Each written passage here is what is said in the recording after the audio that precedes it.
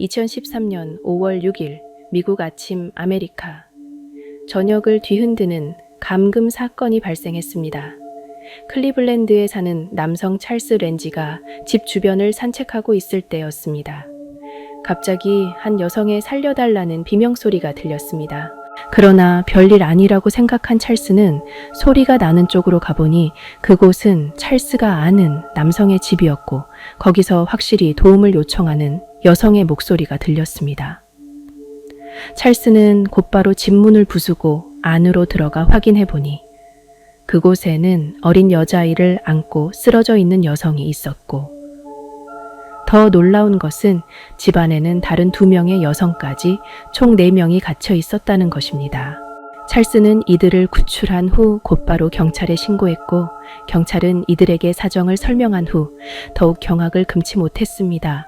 무려 10년 동안 감금되어 있었다는 것입니다. 325명의 젊은 여성들이 희생된 오래된 무라드 사재기 사건과도 같았습니다. 왜 그녀들은 10년 동안이나 도망칠 수 없었을까요? 거기에는 범인의 치밀한 계획이 너무도 수지타산이 맞아떨어졌기 때문입니다. 그런데 왜 이 피해 여성들이 감금당하게 되었는지 그 경위를 소개해드리고자 합니다. 사건이 밝혀진 2013년으로부터 약 10년 전으로 거슬러 올라가야 합니다. 2002년 8월 23일 당시 21살이었던 미셸 아니와가 길을 잃게 됩니다. 그래서 미셸은 달리는 채 손을 흔들며 운전자 남성에게 길을 물었습니다. 그러자 그 남자는 집까지 데려다 준다고 했습니다. 미셸은 왜 그런지 남자를 의심하지 않고 그의 채 올라탔습니다. 하지만 그 남자는 바로 클리블랜드 사건의 유력한 용의자였습니다. 아리엘은 강아지를 보여줄 것이 있다며 집으로 초대했습니다. 남자가 키우고 있는 강아지를 주겠다는 것이었습니다. 미셸은 좋아하는 강아지를 받을 수 있다는 말에 아무런 의심 없이 아리엘의 집으로 따라갔습니다. 그리고 아리엘이 2층으로 안내한 곳에서 공격을 당해 그대로 감금당하고 말았습니다. 이렇듯 다른 여성들도 비슷한 방식으로 감금당했습니다.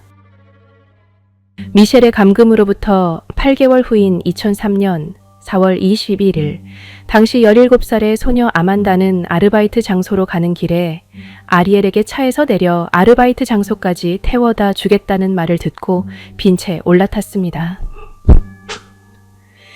그리고 아리엘은 그대로 집으로 데려가 아만다를 감금했습니다. 그리고 두 번째 아만다의 감금으로부터 1년 후인 2004년 4월 당시 14살 소녀 지나를 아리엘이 감금했습니다. 아리엘은 진에게 집에 가는 길에 자신의 딸이 사라졌으니 찾아달라고 부탁했습니다. 지나도 이 권유에 아무런 의심 없이 아리엘의 차에 올라타 감금당했습니다. 이상하지 않습니까? 이 세 소녀를 아리엘이 알고 지냈다는 것입니다. 첫째 미셸의 아버지는 실제 친구 관계였을 수도 있고 아만다와 지나의 경우 그녀들의 친구 후견인이나 그럴 수도 있었습니다. 그래서 아리엘은 실제 아는 사이라는 이유로 그녀들을 안심시키고 차에 태워 집으로 유도한 것입니다. 그녀들은 말로 다 할 수 없는 끝없는 고통을 겪으며 감금 생활을 시작하게 된 것입니다. 그럼 왜 이 세 사람은 10년 동안 탈출하지 못했을까요? 피해 여성들은 각각 다른 장소에 갇혀 쇠사슬로 묶여 있었습니다. 각 방은 1.8m 정도의 매우 좁은 방으로 문에는 작은 구멍이 뚫려 있었고 그 구멍을 통해 식사 등을 제공받았습니다. 그리고 매일 정신적, 신체적 폭력이 계속되었습니다. 식사는 하루에 한 끼, 샤워는 일주일에 한 번만 허락되었으며 노예와 같은 생활을 강요받았습니다. 아리엘은 세 사람을 다르게 대하며 서로에게 경쟁심을 갖게 했습니다.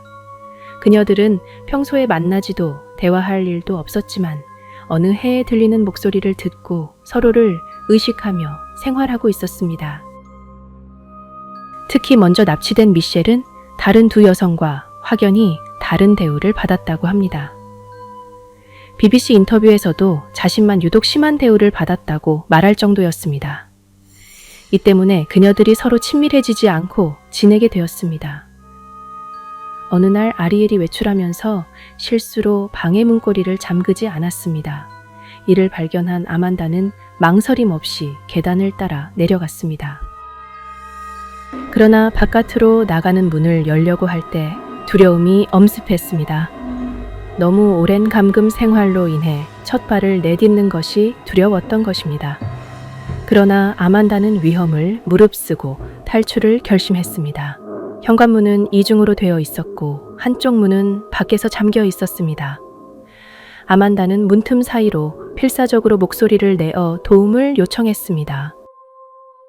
이 목소리를 들은 사람이 찰스였습니다. 아만다는 이렇게 엄마가 되면서 생긴 희망을 통해 10년의 감금 생활을 끝낼 수 있었습니다. 이후 아리엘은 체포되었고 사건은 종지부를 찍었습니다. 그러나 이웃 주민들은 여전히 이런 사건이 일어났다는 사실을 믿기 어려워했습니다. 아리엘은 평범한 사람처럼 보였으나 그의 내면에는 큰 어둠이 있었습니다. 아리엘 카스트로는 1960년에 태어났습니다. 어린 시절 부모를 잃고 어머니에게 입양되어 자랐으며 어머니의 폭력과 이웃 남자아이의 괴롭힘을 겪으며 자랐습니다. 아리엘은 20살이 넘었을 무렵 결혼하여 4명의 아이를 낳았습니다. 그러나 과거의 상처는 그의 내면에 남아 있었고 이는 가정 내 폭력으로 이어졌습니다. 아리엘은 2번이나 가정폭력으로 체포되었고 결국 아내와 이혼하게 되었습니다. 체포 이후 아리엘은 자신이 저지른 감금과 폭행의 죄를 인정하며 목을 매 자살했습니다. 그러나 피해 여성들의 상처는 여전히 치유되지 않고 있습니다. 많은 범죄자들은 어렸을 적 부모로부터 제대로 된 보호를 받지 않은 경우가 많은 것 같습니다. 왜 어렸을 적 아이를 사랑으로 돌봐야 하는지 다시 한번 깨닫게 되는 이야기였고, 아는 사람이라도 함부로 차에 타거나 집에 놀러 가지 않도록 교육하는 것도 중요한 것 같습니다. 모두가 밝은 어린 시절을 보내고 모두가 안심할 수 있는 사회가 되기를 바라봅니다. 감사합니다. 이 이야기는 20대 때 혼자 영화를 보러 갔다가 역겨운 남자를 만나 칼에 찔려 죽을 뻔했던 실화 이야기입니다. 늦은 밤, 나는 아르바이트를 마치고 집에 가는 길에 혼자 영화를 자주 보곤 했다. 오늘도 영화를 보기 위해 좌석을 예매했다. 이 시간대는 많게는 2명 또는 아무도 없는 날이 훨씬 많았다. 아싸, 오늘도 전세 냈네 하면서 신나 있었다. 그렇게 혼자 영화 보기 시작했다. 영화가 시작한 지 2시간쯤 지났을까? 갑자기 어떤 남자가 문을 열고 들어오는 것이었다.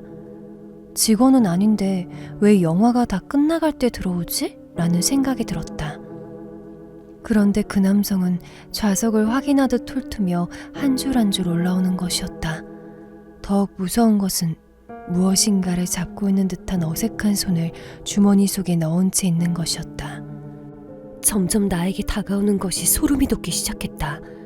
방음이 잘 되어 내가 무슨 짓을 당해도 아무도 모를 것 같았다. 그 순간부터 심장이 미친 듯이 뛰기 시작했다. 지금 당장 뛰쳐나가고 싶었는데 너무 무서워 온몸이 그대로 굳었다. 그는 천천히 나와 가까워지고 있었다. 그러더니 내 바로 옆 좌석에 털썩 앉는 것이었다. 그리고는 내 얼굴을 뚫어져라 쳐다봤다.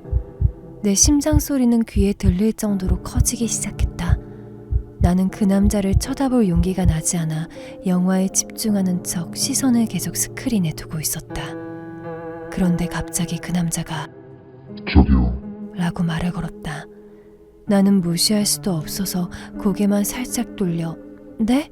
하고 얼굴을 봤는데 초점을 잃은 동공과 음침한 얼굴을 하고 있어 누가 봐도 정상적인 사람의 표정이 아니었다. 남자는 말을 이어갔다. 혼자 왔어요? 나는 순간 소름이 돋으면서 혼자라고 하면 안 될 것 같아 거짓말을 하였다.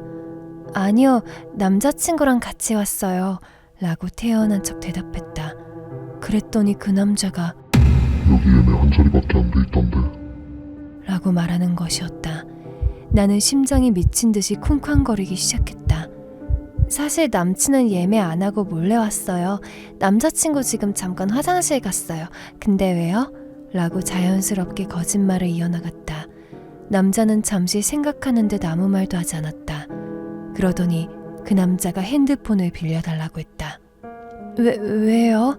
그랬더니 핸드폰을 잃어버려 전화를 걸어 찾겠다는 것이다. 그런데 지인에게 들었던 범죄 수법 중 피해자한테 핸드폰 좀 빌려달라고 한 후 폰을 받자마자 멀리 던지고 문을 잠궈 범죄를 저지르는 이야기를 들었던 터라 아, 이거 그 수법이다 라는 느낌이 왔다. 아, 어떡하지? 어떻게 거절해야 하지? 하다가 저 무료 전화 시간 다 써서 긴급 전화만 돼요 라고 거절을 했다. 그랬더니 그는 아무 말도 없이 나를 계속 쳐다보는 것이다. 그렇게 공포에 사로잡힌 시간이 계속되었고 나는 나도 모르게 제가 찾아드릴게요 하고 벌떡 일어났다. 나는 태연한 척 핸드폰 잃어버리셔서 속상하셨겠다. 아, 어딨지? 하며 열심히 찾는 척을 하면서 통로로 천천히 걸어갔다. 그는 가만히 서서 나를 계속 쳐다보고 있었다. 오른쪽 통로에 도착한 순간 나는 냅다 뛰기 시작했다. 통로문을 온 힘으로 다해 여는데 다행히 덜컥하고 열렸다. 그리고 뒤를 돌아봤는데 아니나 다를까 그 남자가 주머니에 넣었던 한 손에는 칼이 들려있었고 죽으림을 다해 내게 뛰어오고 있었다. 새벽 2시쯤 영화관엔 아무도 없었다. 멘탈이 깨질 것 같았다. 좌절감으로 주저앉고 싶었지만 온 힘을 다해 엘리베이터까지 뛰어갔다. 나는 엘리베이터를 타고 닫힌 버튼을 미친 듯이 눌러댔는데 왠지 이 남자가 문을 손으로 잡고 들어와 날 어떻게 할 것 같다는 생각이 미친 듯이 났다. 그런데 다행히 문이 닫혔다. 그 순간 엘리베이터 옆쪽에 계단이 있었는데 누군가 나와 똑같은 속도로 달려내려오는 소리가 타다다닥 들려왔다. 다리에 힘이 풀려 주저앉아 나는 울기 시작했다. 분명 그 남자가 나를 따라 내려오는 것이 확실했다. 그리고 1층에 다다랐을 때 그곳은 다행히 사람들이 많이 붐비는 번화가였다. 풀린 다리를 부들부들 떨며 거리로 나갔다. 그때 영화관 밖으로 남자가 숨을 고르며 나를 죽일 듯이 쳐다보고 있었다. 그리곤 칼을 다시 주머니에 넣고 어디론가 달려 도망가 버렸다. 나는 민지에게 전화하여 자초지종을 설명하였다. 이야기를 들은 민지는 영화관에서 보안 관리를 어떻게 하길래 아무나 영화관에 들어오냐며 영화관에 들어가 화를 내며 클레임을 걸었다. 일단 시간이 늦어 내일 다시 와보기로 하고 나는 집으로 돌아갔다. 그 다음날 영화관에 갔더니 직원이 그 남자 것으로 추정되는 핸드폰을 찾았다는 것이다. 그런데 보지 않는 게 좋으실 거라며 나를 말렸다. 나는 이게 무슨 일인지 알아야겠다며 그 핸드폰을 보여달라 했다. 그 핸드폰 안에는 일기장 같은 것이 있었다. 일기장 내용에는 사회에 불만을 담은 듯한 글이 빼곡히 적혀져 있었고 영화관에서 여성을 납치하여 XX 모텔로 데려가 나쁜 짓을 하고 시체를 어떻게 은폐하겠다는 내용들이 아주 상세하게 적혀 있었다. 이것은 살인계획 일기장이었다. 나는 너무 무서워서 온몸에 힘이 빠지기 시작했다. 직원이 안 그래도 어제 핸드폰을 보곤 경찰을 불렀었는데 혹시 원하시면 다시 경찰을 불러드리겠다고 하여 당장 불러달라고 했고 형사분들이 왔다. 나는 겪었던 일들을 설명하였다. 결론은 나에게 직접적인 피해를 입힌 게 아니라 이 사람을 잡을 수 없다는 것이었다. 어디 상처 하나 없고 멀쩡하시네요 하면서 웃으면서 말하는 것이다. 그럼 내가 찔렸어야 되는 건가? 라는 생각이 들면서 화가 치밀어 올랐다. 나는 보안 철저히 하겠다는 약속만 받고 나왔다. 이 일은 이렇게 마무리가 됐는데 몇 개월 동안 눈을 감으면 둘이 앉아 있었던 순간과 그 살인일기의 내용이 생생하게 떠오르고 내가 그때 빠져나오지 못했다면 어떤 일이 일어났을까 이런 생각이 나며 숨이 턱턱 막혔다.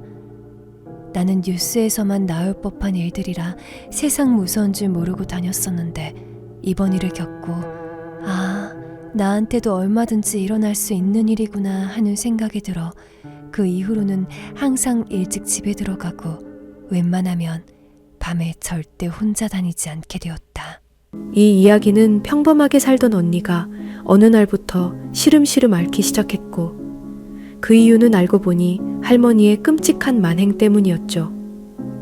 과연 할머니는 어떤 짓을 저지른 것이었을까요? 어릴 적 내가 살던 동네는 부산에서도 산 쪽이었다. 우리 동네엔 할머니, 아빠, 엄마, 언니 5명, 아들 하나 있는 집이 있었는데 그 아들이 나랑 같은 반이었다. 어느 날 그 친구가 자기 둘째 언니 꿈 얘기를 해줬다. 그 언니는 5명 중 가장 예쁘기도 했지만 성격도 좋고 참 착했다. 그 친구 집은 좀 사는 편이라 식구가 다 각방을 쓰고 있었습니다. 그런데 그 둘째 언니가 잠을 자는데 미닫이 문이 새우르륵 열리며 누가 들어오는 느낌이 들더랍니다. 엄마나 다른 식구들이겠지 싶어 그냥 무시하고 자려는데 갑자기 숨이 막혀 눈을 떠보니 까만 단발머리에 얼굴 반을 덮은 선글라스를 끼고 빨간 원피스를 입은 하얀 피부의 여자가 자기 배에 올라타 목을 조르고 있었습니다. 온 힘을 다해 저항했지만 요지부동 점점 힘이 빠져 의식이 흐려지려는데 누군가 자기 이름을 부르며 흔들어 잠이 깨니 이불이 온통 땀으로 흥건하더랍니다. 잠을 깨운 사람은 할머니였습니다. 그날 그 꿈 이야기를 들은 우리는 무섭다고 하고 넘어갔지만 일이 거기서부터 시작이었습니다. 그 일이 있은 후로 둘째 언니가 시름시름 앓기 시작하더니 병원이고 한약이고 소용없이 자리에 누워버린 것입니다. 하다못해 할머니와 엄마는 무당을 찾아가니 처녀 귀신이 붙어 그렇다고 굿을 해야 한다고 해 그 집 마당에서 굿을 하기로 했습니다. 해질녘에 한다고 해서 나도 구경을 갔는데 어떻게 굿을 하나 궁금했는지 구경꾼이 좀 많이 모여 있었습니다. 무당은 신이 올랐는지 현란한 몸짓으로 칼춤을 추기 시작했습니다. 온 식구가 나와 빌고 있었는데 언니는 아파 일어날 기운도 없는지 방에 누워 있었죠. 그때 갑자기 누워있던 그 언니가 마당으로 뛰어나왔습니다. 지금도 생각나는 그 언니의 표정이 얼마나 무섭던지 마치 표백제로 표백한 듯이 하얗고 깡말라 있었습니다. 언니는 나오자마자 무당한테 달려들며 때리고 소리 지르고 상을 들어 엎어 난리를 치더니 갑자기 할머니에게로 돌아서며 자기가 그렇게 쉽게 나갈 줄 아냐며 미친 듯이 웃으며 언니의 입에서 나올 수 없는 욕설을 퍼붓기 시작했습니다. 그리곤 머리카락을 쥐어뜯고 온몸을 핥히며 자해를 했습니다. 온 식구가 달려들어 언니를 말리는 동안 무당은 도망가고 구경꾼도 흩어졌습니다. 그날 언니는 한참을 그러다 쓰러지더니 깨어나서는 아무것도 기억을 못하더랍니다. 보통 일이 아니다 싶어 엄마랑 할머니가 더 용하다는 무당을 찾아갔는데 이것저것 사주보고 점치던 무당이 할머니 보고 애기 목소리로 눈물이 그렁그렁하며 할머니 왜 그랬어? 아줌마랑 애기랑 아파서 엉엉 울잖아. 나가 할머니 미워. 그러더니 무당이 제정신으로 돌아와서 이거는 나도 해결 못하니 누굴 찾아가도 같은 소리 들을 거다. 혹 모르니 제사나 잘 지내줘라 하고 말했습니다. 알고 봤더니 앞에 가족 소개에 알았겠지만 친구 집은 손이 귀한 집이었습니다. 물론 친구 아빠도 외동인데 아주 늦게 본 막둥이였죠. 할아버지는 아들 볼 욕심에 첩을 들였고 그 첩이 할머니랑 같이 임신을 하게 됐는데 할머니는 아들을 낳고 첩은 아기를 낳다가 사산을 하여 몸이 안 좋아져 알아눕게 되었답니다. 워낙 시샘이 많았던 할머니는 아들 낳은 유세로 할아버지를 닥달해 추운 겨울에 돈 한 푼 주지 않고 아픈 첩을 쫓아냈다는 것이었습니다. 그런데 거기서 끝이 아니고 그 첩은 며칠 뒤 산에서 목맨 시체로 발견되었습니다. 아마도 그 첩 귀신이 언니에게 붙은 것이겠죠. 아무튼 그 뒤로도 할머니랑 엄마는 무당이 말한 대로 제사도 지내주고 했지만 언니는 아팠다 나았다를 반복했습니다. 그 뒤로 무당을 또 찾아갔는데 무당이 다행히 내 친구한테 붙으려고 했다가 할아버지 조상신이 지켜줘 해코지를 못하는 거라고 언니가 어떻게 하든 그냥 놔두라고만 했습니다. 그런데 얼마가 지난 뒤부터 언니는 아프지는 않았지만 완전히 사람이 변해버렸습니다. 나쁜 짓이란 나쁜 짓은 다 하는 것이었습니다. 할머니한테 욕하고 달려들고 식구들한테 침뱉고 때리고 가출해 술집에서 일하는 거 잡아오면 며칠간 집에 있다가도 좀 있으면 또 가출하고 그런데 언니가 엄마한테 이렇게 말한 적도 있었습니다. 엄마 나도 괴로워. 나도 왜 이러는지 모르겠어. 집에 있으면 그 여자가 자꾸 손잡고 끌고 나가고 지 말대로 안 하면 죽을 만큼 아파. 몇 년 뒤 나는 이사를 해서 그 뒤 소식은 알 수 없지만 지금은 그 첩도 하늘 풀어 언니를 그만 놔주고 본인도 더 이상 괴롭지 않고 하늘나라로 가서 행복하게 살았으면 하는 바람입니다. 이 이야기는 중학생 때의 기억입니다. 그땐 아무것도 모른 채 그냥 먹는 게 좋아 교회 같은 데를 곧잘 다니고는 했었죠. 그때 다니던 학원의 선생님을 따라 교회를 다니기 시작한 이유 또한 처음에는 오로지 먹을 것 때문이었어요. 같은 학원 친구 몇몇과 함께 그냥 다녔었는데 한 2달 정도 다니며 보니 임시 건물에다가 성경 구절 같은 것 하나도 없고 십자가도 없고 여하튼 뭔가 많이 이상했어요. 교주로 보였다던 그 사람이 나와서 뭐라 연설도 하고 뭐라 이상한 말을 하며 소리치고 많이 무서웠죠. 그렇게 저뿐만이 아닌 또래들이 남자 여자애들 다 합해서 여러 명이었어요. 어쨌든 고등학교 입시 문제로 바빠 못 나온다는 핑계로 대부분 다 얼마 안 가 발길을 끊었어요. 저도 다른 애들보다는 좀 늦었지만 입시를 빌미로 빠져나올 수 있었죠. 그 후로 한 3주 뒤 그때 그 집단에 계셨던 한 여자 어른께서 전화가 왔습니다. 왜 안 오냐고. 친구들은 안 나와도 너는 꼭 나와야 된다고요. 구원을 받아야 한다며 계속 저를 다시 오게끔 설득하더라고요. 저는 여차저차 대충 얼버무리고 끊었습니다. 예배 시간에 부르는 노래라고는 하나밖에 없었습니다. 예배를 하면 몇 번이나 그 노래를 부르고 평소에도 들으라면서 이메일로 mp3 파일을 나눠주기도 했어요.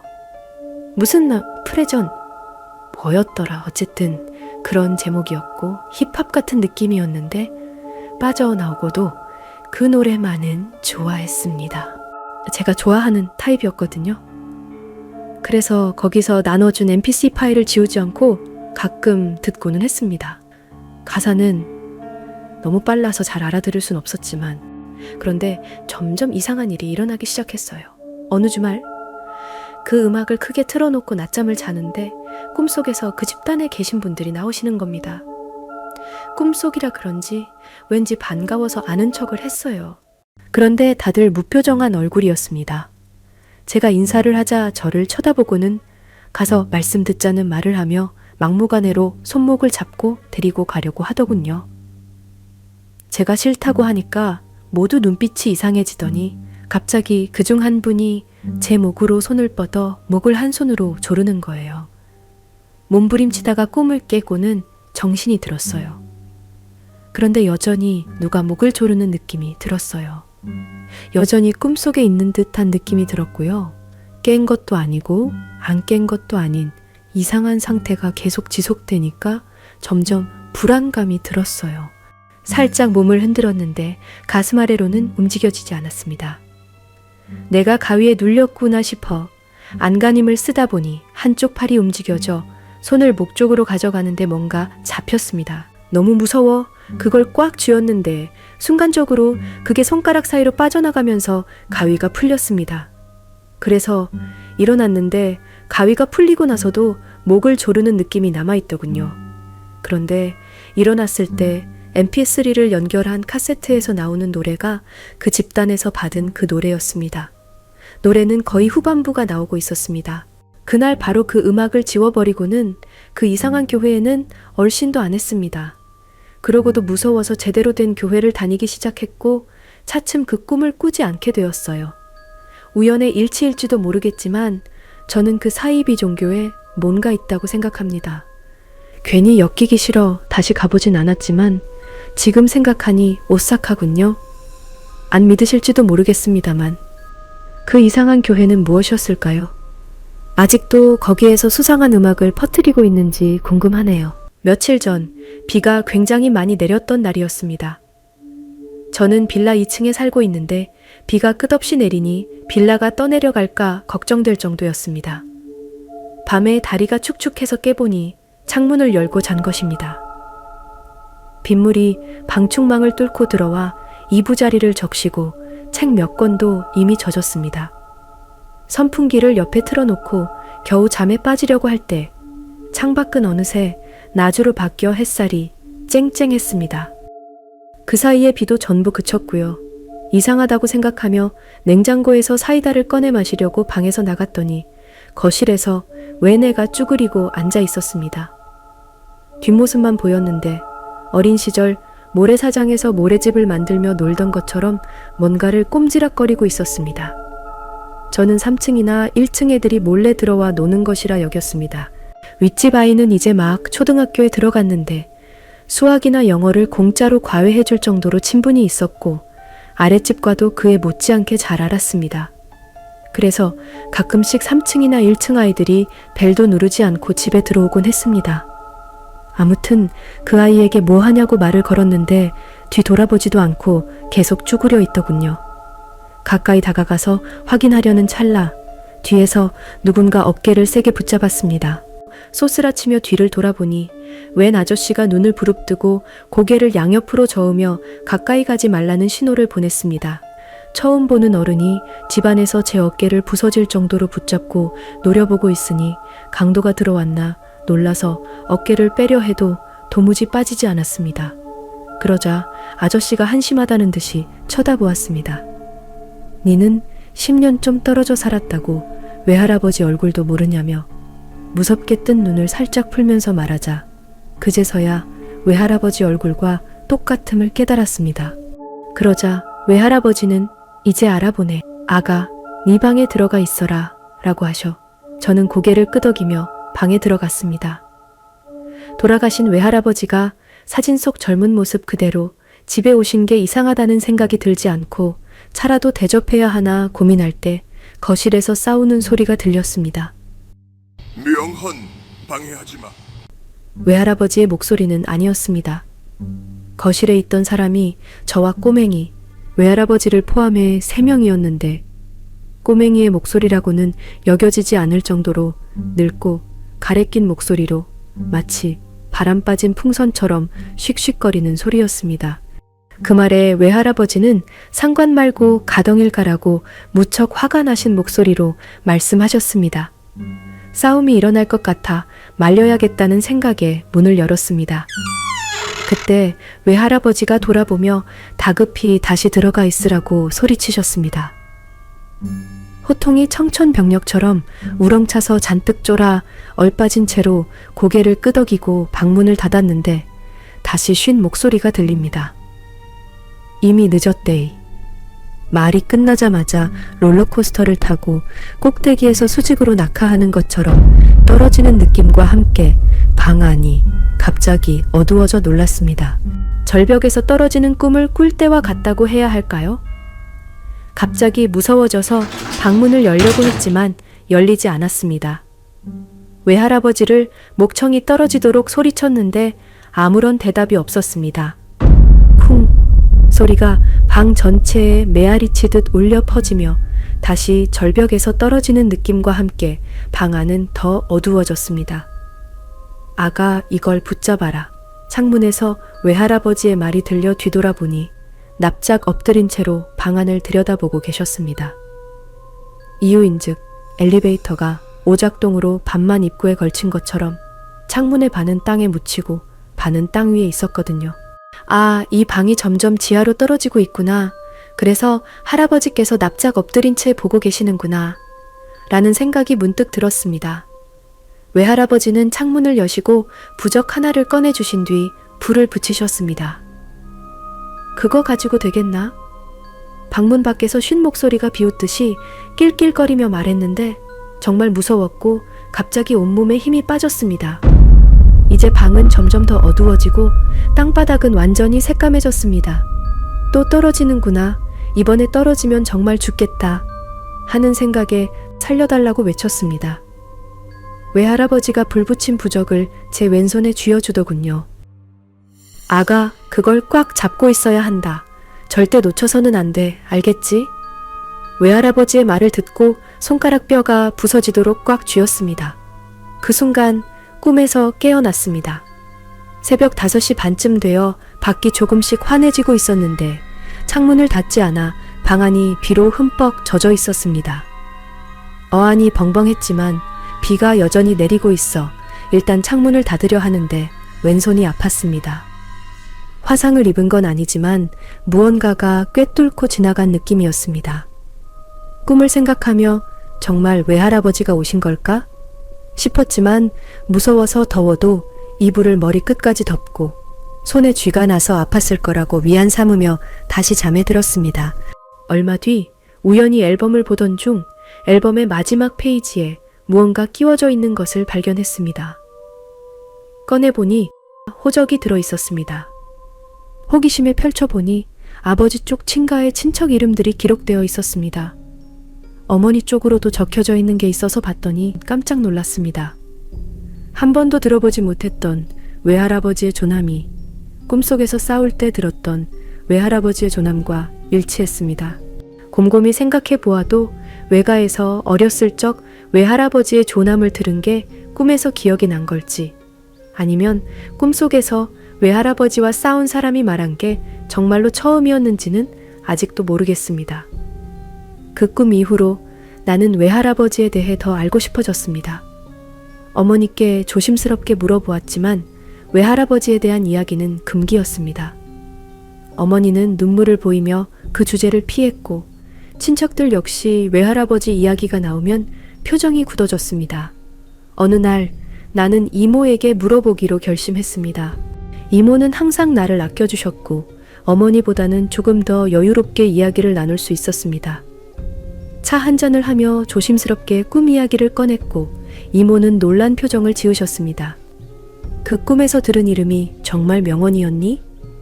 이모는 약간 떨리는 목소리로 물으셨습니다. 나는 고개를 끄덕였습니다. 이모는 깊은 한숨을 쉬며 말을 이어갔습니다. 내 외할아버지는 정말 훌륭한 분이셨단다. 그분은 항상 가족을 위해 헌신하셨고 누구보다도 강한 의지와 마음을 가진 분이었어. 하지만 돌아가시기 전부터 이상한 일이 많이 일어났어. 가족들에게도 설명할 수 없는 일들이 계속되었지. 그래서 우리가 그분에 대해 말하는 것을 피했던 거야. 아직도 그분의 죽음에는 많은 미스터리가 있어. 이모의 말은 내게 충격적이었습니다. 외할아버지의 죽음이 단순한 사고나 병이 아니었다는 생각에 마음이 무거워졌습니다. 이모는 계속해서 이야기하셨습니다. 내 외할아버지가 돌아가시고 나서 그분의 영혼이 우리를 지켜주고 있다는 생각을 했었어. 너의 꿈에서 나타난 것도 아마 너를 지키기 위해서였을 거야. 그분의 이름을 꿈에서 들었다는 것은 그냥 우연이 아니야. 네가 계속 조심하고 그분의 뜻을 따라 살아가길 바라는 마음이었을 거야. 이모의 말을 들으며 나는 외할아버지의 존재를 더 가깝게 느꼈습니다. 그리고 그 꿈이 단순한 악몽이 아니라 나를 보호하고 경고하는 메시지일지도 모른다는 생각이 들었습니다. 그 후로 나는 외할아버지의 사진을 꺼내어 방 한켠에 모셔두기로 했습니다. 그리고 가끔씩 그 사진을 보며 외할아버지를 생각했습니다.